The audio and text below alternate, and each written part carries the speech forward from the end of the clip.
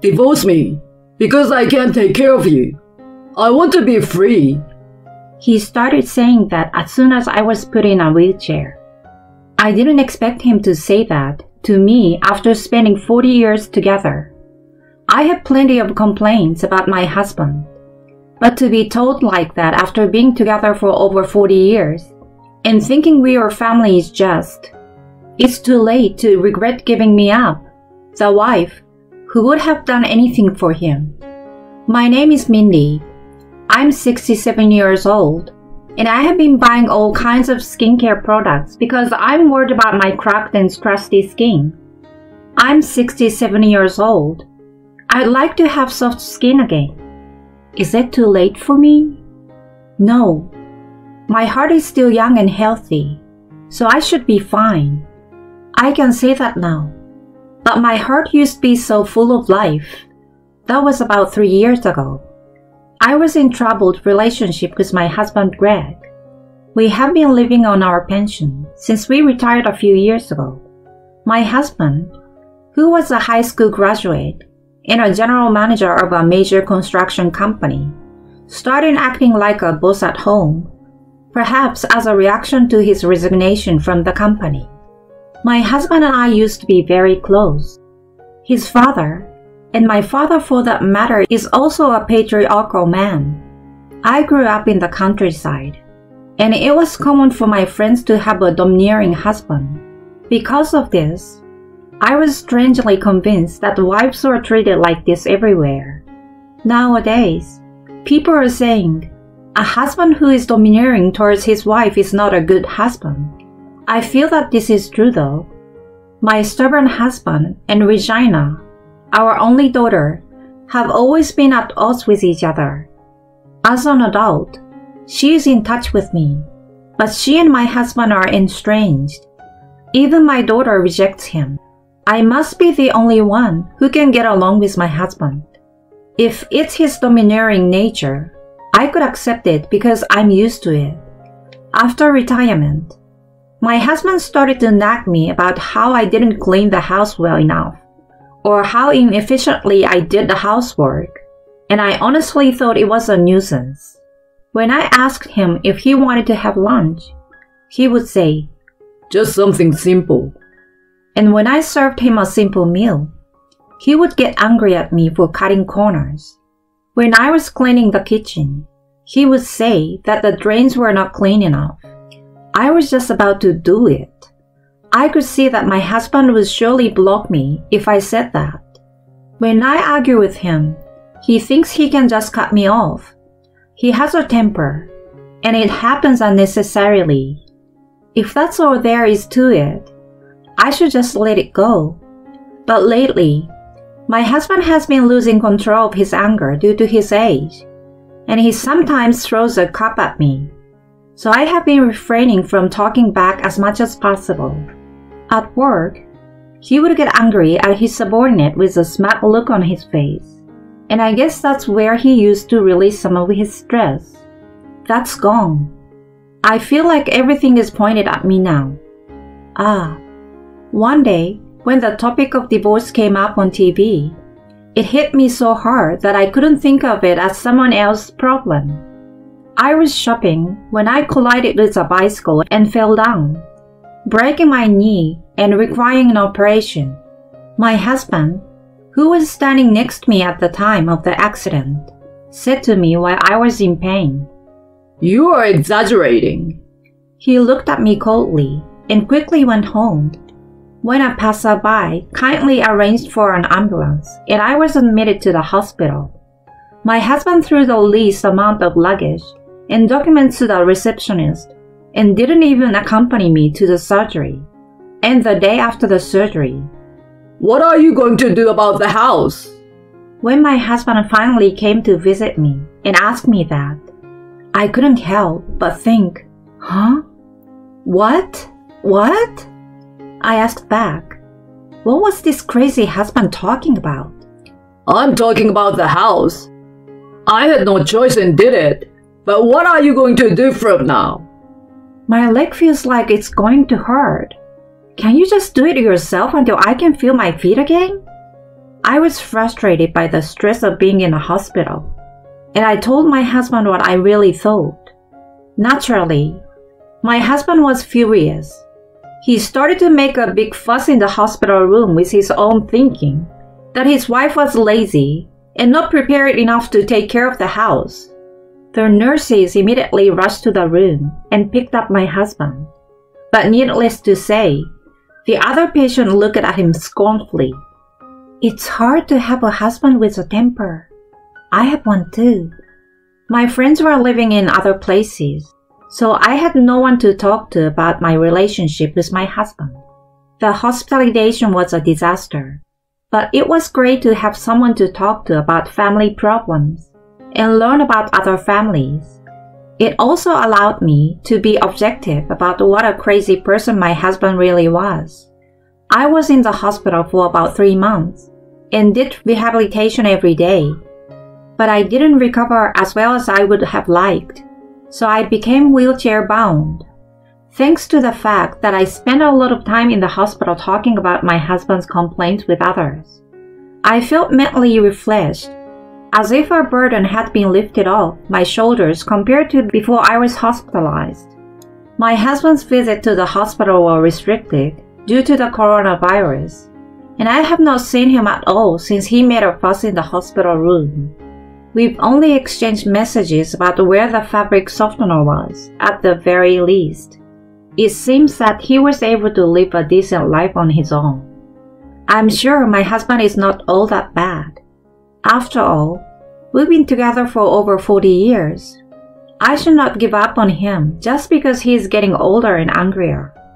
But I should be a forgiving wife who can let bygones be bygones.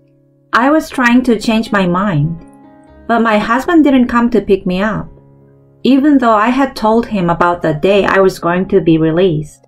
It was impossible for me to go home alone by train and bus, as I was not familiar with using a wheelchair. I had no choice but to call a taxi by myself, and as soon as I unlocked the front door, my husband came. Why did you come home? He yelled at me. Why did I told you, I'm leaving the hospital today. Why didn't you come get me? I was shocked. How can you say that after making me do the housework for months? Shouldn't you apologize? Huh? What are you talking about? I was in the hospital, you know.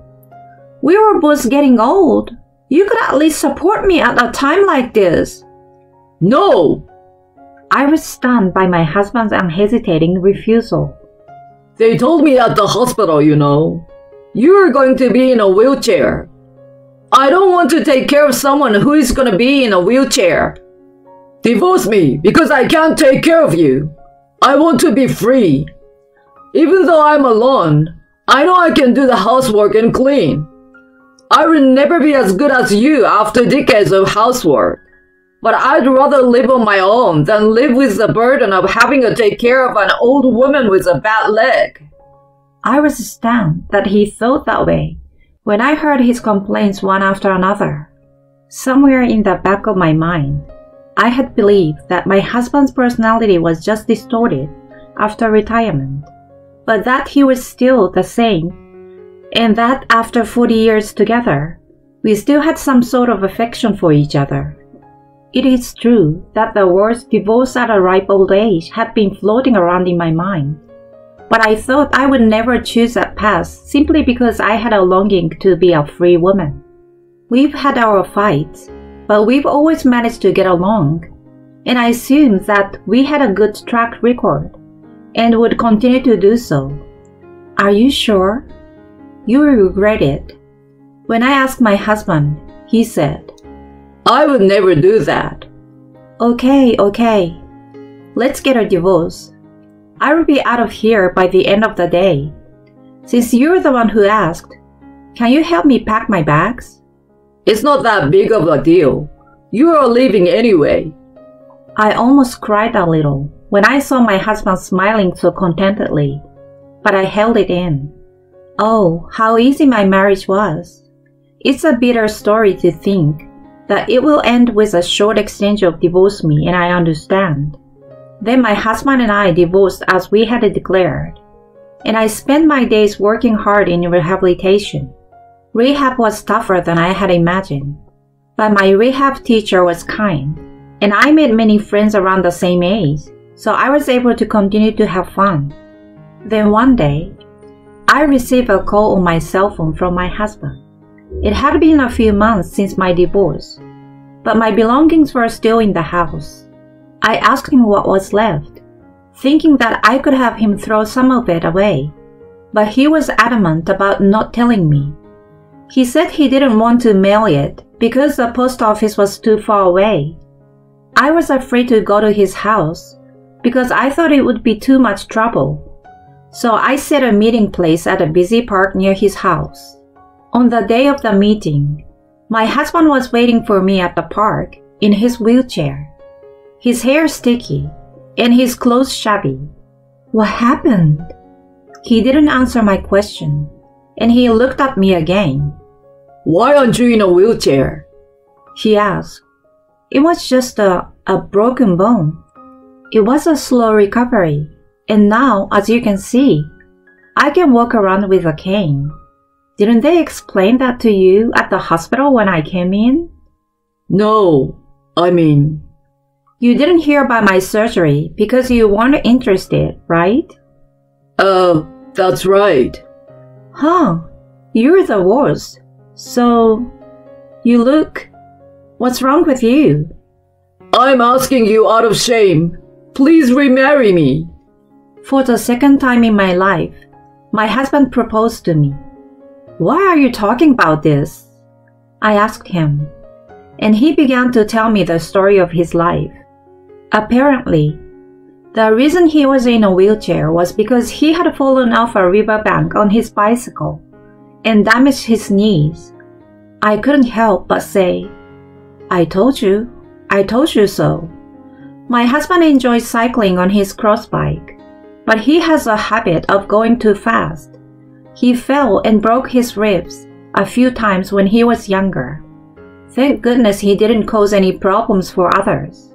I often advised him to refrain from driving too fast, saying, I know it's your hobby, but it's dangerous. But of course, my husband would not listen to me. And as a result, he ended up in a wheelchair, which I can only say was his own fault. The hospital suggested that I use a home care service, but I don't want a complete stranger taking care of me. You will just have to live with that. I can't. I want to remarry you. As you can see, I can't take a bath or wash my clothes. I can't stand it. Help me. You came here without a bath? That's a selfish thing to say.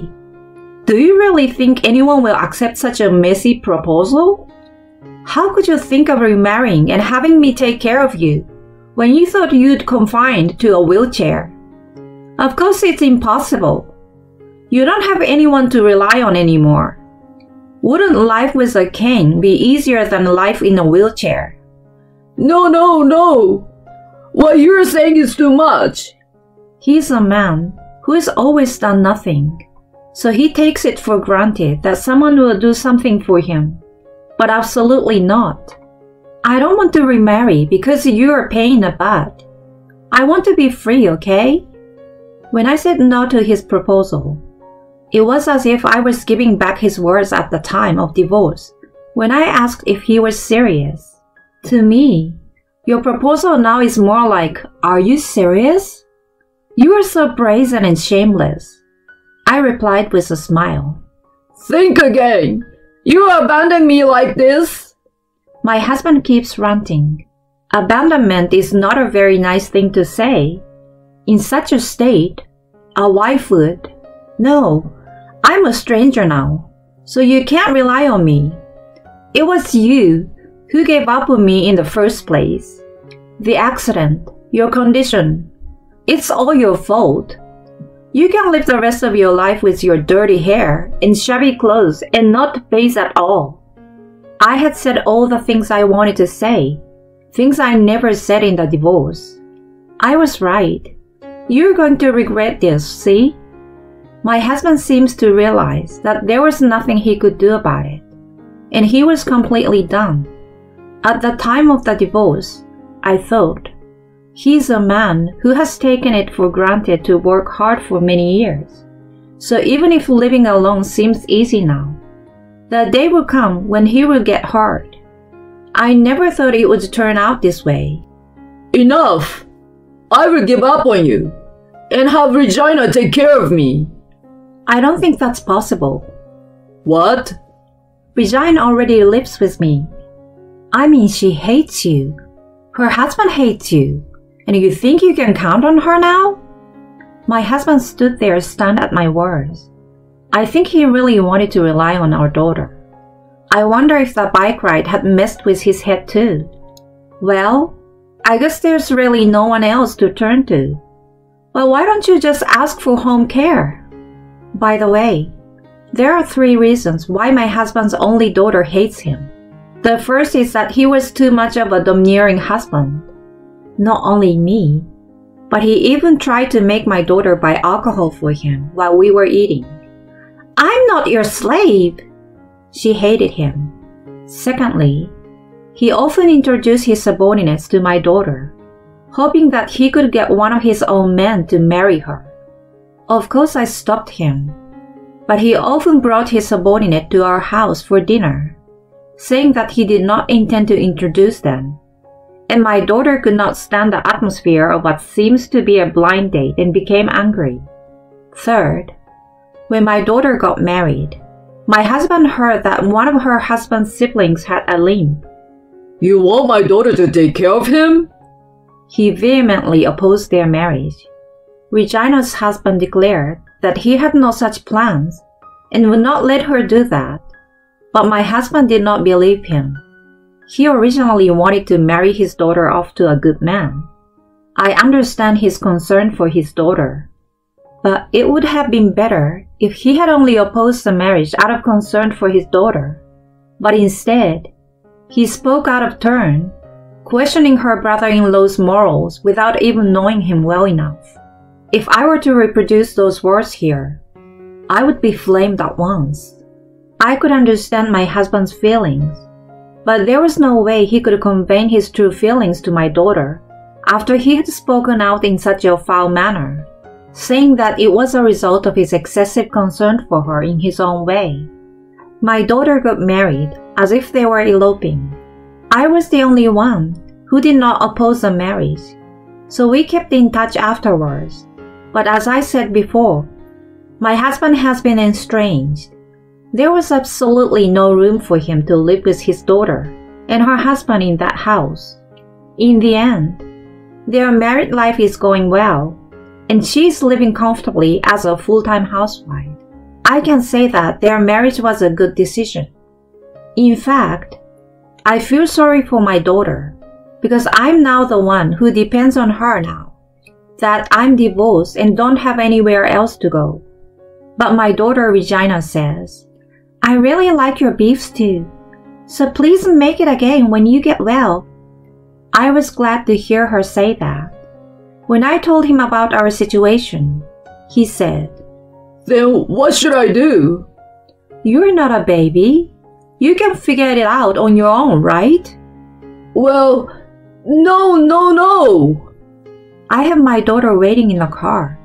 Take care. I said that and left. I'm a woman walking with a cane, and he's a man in a wheelchair. He could have caught up with me if he tried, but he didn't. He was just stunned. I remember he just looked down.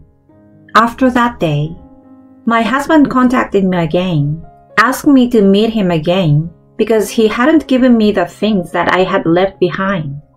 But since my husband was empty-handed that day, I assumed that he was just bluffing, so I didn't accept his invitation. He seems to have lost his mind and asked for a helper.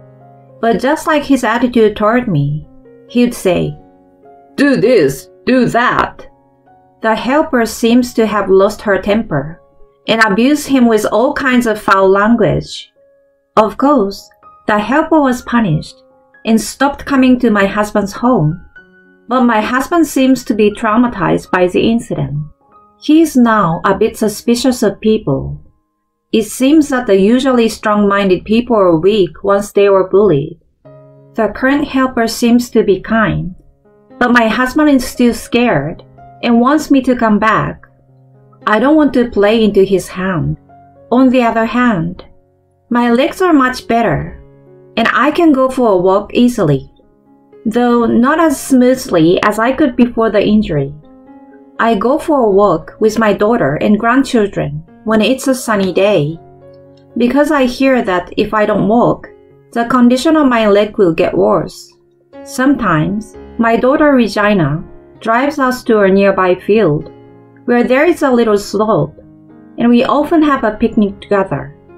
I had planned to leave this house when I could walk, but Regina told me that the children are attached to me, and if I did not mind, I could stay here with them. So I decided to stay. Unlike my husband, her husband takes care of himself and helps my daughter with the housework. She is a really good girl and takes the initiative in supporting me. I am happy to have such a wonderful family after my divorce from my husband. Thank you, dear. Suck it up.